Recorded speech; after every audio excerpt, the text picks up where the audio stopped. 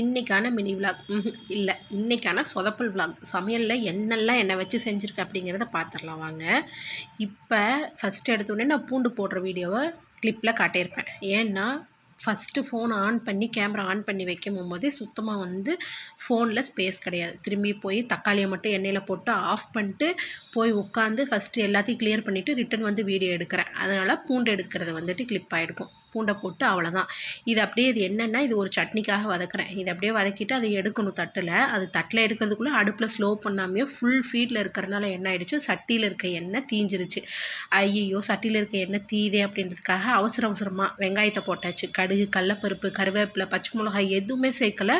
உடனே வெங்காயத்தை போட்டுட்டு நான் என்ன பண்ணிட்டேன், கிழங்க போட்டேன். அவ்வளோதான். இப்போ மிளகா சேர்க்கலையே அப்படின்றதுக்காக கொஞ்சம் லைட்டாக மிளகாத்தூள் போட்டு மஞ்சத்தூள் போட்டு உப்பு போட்டு அதை கிளறியாச்சு. அது ஒரு மசால் பதத்துக்கு எப்படியோ கொண்டு வந்தாச்சு. அவ்வளோதான். இது இப்படி முடிஞ்சது. அடுத்தது தோசை ஊற்ற வரவே மாட்டேங்குது. ஒன்றா திருப்ப வர மாட்டேங்குது, இல்லையா திருப்பி போட வர மாட்டேங்குது, இல்லையா தோசை உருண்டு போகுது. தோசைக்கல்ல சுத்தமாக பழி வாங்குது. நானும் அதை தட்டிக்கிட்டு எப்படியோ ரெடி பண்ணி ஒரு தோசை ஊற்றி காட்டலாம் அப்படின்றதுக்காக எப்படியாவது ஊற்றியாச்சு. ஊற்றினதுக்கப்புறம் ஒரு வழியாக வந்துடுச்சு. இந்த சட்னி ரெசிபி மட்டும் சொல்கிறேன்.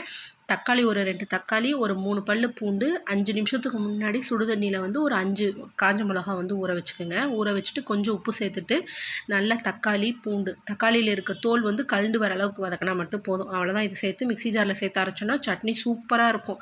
தோசை நல்லெல்லாம் வச்சு சாப்பிட்டா அவ்வளோ டேஸ்ட்டாக இருக்கும். கட்டாயம் நீங்களும் இதே மாதிரியே வேணால் கண்டிப்பாக ட்ரை பண்ணுங்கள். நான் சொன்ன மெத்தடில் ட்ரை பண்ணுங்கள். டேஸ்ட்டு சூப்பராக இருக்கும்.